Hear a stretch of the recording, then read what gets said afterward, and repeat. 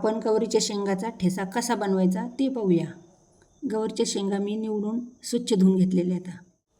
मी जिरे घेतले, तर शेंगादाणे, हिरव्या मिरच्या, एक कांदा कापून घेतलेला आहे, कोथिंबीर कापून घेतलेली आहे, मीठ आणि थोडासा लसूण घेतला आहे. कढईमध्ये आपण तेल टाकून घेऊया. जिरे तळले की लगेच त्याच्यात कांदा टाकून घ्यायचा. कांदा 2-4 मिनिटेपर्यंत परतून घ्यायचा. कांदा छान परतलेला आहे. हिरवी मिरची जाडसर करून घेतलेली आपण ती टाकून घेऊया त्याच्यात. गॅस कमीच करायचा आणि मग परतून घ्यायचा. गवारीच्या शेंगासुद्धा मी मिक्सरमध्ये जाडसर करून घेतल्या. शेंगादाण्याचा कूट पण जाडसर केलेला आहे, ते पण टाकून घ्यायचा.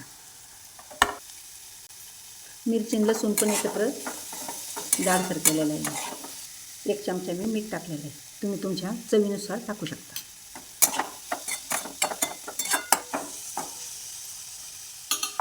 आपण 2-3 मिनिटासाठी झाकण ठेवून घेऊया. 2-3 मिनिटं झालेले आहेत, आपण पाहूया. आता याच्यात आपण कोथिंबीर टाकून घेऊया. परत 2 मिनिटासाठी आपण असं छान हलवायचं.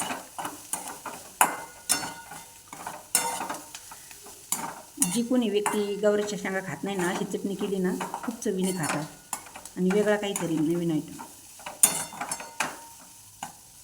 आपली गवारीच्या शेंगाची चटणी किंवा ठेचा तयार आहे.